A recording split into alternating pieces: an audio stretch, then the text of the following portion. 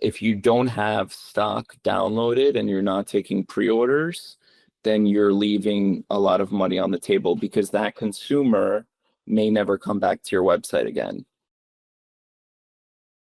Back in late 2019, I was using a machine that's called the Keurig. It's very popular here in the US. About 40% of US households actually own one, which was really crazy to me. I didn't think it was that high. I was using the plastic pods, and there were a couple main issues. Number one, I didn't love the taste. And then number two is the cost of the pods were very high. And then three is every time I was done using it and I would throw it away, I felt guilty because of the plastic waste. I had an idea for like a coffee pod maker. I was like, well, how do we allow the user to make their own coffee pods? It'll be a small device. It sits next to the brewer. We launched a Kickstarter campaign just to see, if there was a demand for this. And we ended our campaign with $213,000 in pre-sales in 30 days. Wow, And that's amazing. And you're like, amazing, this is great. But that's when the hardest part came. And I actually went through a very difficult period for like 2 years. It was probably the hardest period of my life, taking it from a 3D printed prototype to a mass-produced product that I had to send out. Now we had 3,400 backers all across the United States and Canada. And it was very, very, very complicated. Some people ordered 2 rings. Some people ordered 4. Some people wanted white. Some people wanted black. It was extremely complicated. And eventually, there was a small turning point. I had applied to Shark Tank. Oh, wow. About like a couple months later, a producer from Shark Tank reached out to me and said, hey, Amazon is producing a new show, and it's going to be the first season. It's an all new show, and it's similar to Shark Tank. And I'm going to be one of the casting directors, and I think you should apply. I think you're good for it. So I applied. And slowly, there was like 10 rounds of like getting in. I got on the show. When we filmed the show, they didn't air it until like 10 months later. So they aired it in October 30th, right before the, holiday season. Yeah. And they told me, make sure you stock up a lot of inventory because you're going to have a lot of demand. You're going to have a lot of sales, and you need a lot of inventory. So I put everything into inventory. I had to negotiate terms with my factory because I couldn't even pay them. I said, I'll pay you after I sell it. I had to put up all this stuff for collateral. It was very difficult, but I ended up getting 5,000 units, which is roughly $300,000 worth of inventory. I got it all in Amazon before the show airs. The show airs, and the next day, nothing. 2 days later, nothing. Oh. And I was like, oh my God, like this show, so much effort went into it, and it's not even going. Like there was like a little bit of an uptick, but very insignificant. Finally, about a week and a half after the show aired, it has nothing to do with the show, by the way. It was my wife's 30th birthday. It was like, I think God was trying to help me out. We had a video on Instagram because I looked at our sales, and our sales were high. And I said, how did we get such high sales? And then I go on Instagram, and we had a video that had 1 million views. Wow. And it was a video that I posted the day before. In 24 hours, it got 1 million views. And then 2 hours later, it was at 2 million views. An hour later, 3 million, 4 million. That video, right now, it's at 20 million views. It took us from 1,000 followers on Instagram to 30,000 followers on Instagram. And we sold out all 5,000 units in 10 days. Crazy. And this is actually where stock comes in. This is where we met, because I knew I was running out of inventory. Our website traffic was high. And I said, I need to create pre-orders now so that we can continue capturing sales.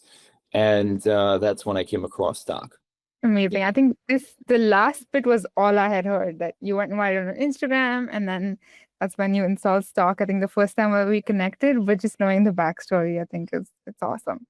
I'm very curious, like you were a first-time entrepreneur starting out. Most first-time entrepreneurs are they are not aware of back in stock or pre-orders. So how did you know about pre-orders? I guess you could say it was just kind of like common sense. It was like, we have a lot of people going to the website, but we're going to run out of product to sell them. We want to try and get money from these people. So how can we do that? The only way to do it was through pre-orders. I just didn't have any particular apps in mind, but I knew, there must be a way to set up pre-orders on Shopify. Got it. Okay, cool. So did you try like multiple apps before landing onto Stock, or was Stock your first app that you tried? Stock was our first app. Wow. Okay. Yeah. Awesome. So how was your experience with Stock when you discovered Stock? What was your onboarding or setup experience like, if you remember? I know it's been a long time. So I was having some trouble installing. I think some part of it, like I didn't necessarily know how to do, and I feel more confident having somebody help me. So I don't even think it was a problem with stock. I think there was something else. I think you remember, right? Yeah, it was a fulfillment related issue where you had set up a date, a scheduled a date for pre-orders, but then any orders past that date were coming in as like all unfulfilled, and then you had to like just change the settings to match. And then also I think there was some sync issue with like Amazon and inventory and all of that. Yeah. Like a lot of it wasn't even like, and then I think there was like some issue with Shopify, and then there was something with Amazon, and I had reached out to them and I wasn't really getting good support. And then I reached out to Stock, the little chat on the bottom, and I got a response right away. And I believe it was you and we hopped on a call very quickly, and then you solved the issue. So for me, that was like an incredible experience that I hadn't gotten from any other software, was the support that I got that enabled me to quickly solve my problem and get the pre-order button set up on my website properly. what functionalities did you use the most, or are you using the most, and how has it impacted your business basically? What I wasn't looking for, but I knew when I downloaded Stock, it had it as part of the app, which has been extremely helpful, was the back-end stock alert. From setting up Stock to today, we have over 7,000 subscribers that signed up to that back-end stock alert. I'm trying to understand what it means. The number one thing that it means for your business is probably cash flow.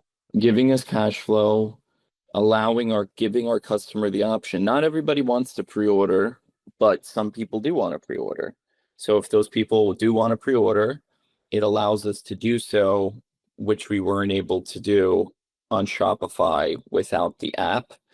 And it's a very easy software to use. Like the user interface is very easy. It's very intuitive. It's not too complicated, which I like. So I would say the number one thing it's allowed us to do is capture these sales before having inventory to allow for cash flow to fund our business. Cool. And lastly, any advice you have for like other founders who are just starting out and figuring out pre-orders for the first time? For me, I needed pre-orders on Kickstarter before I could do any of this because I didn't have the money to do it. So I would say that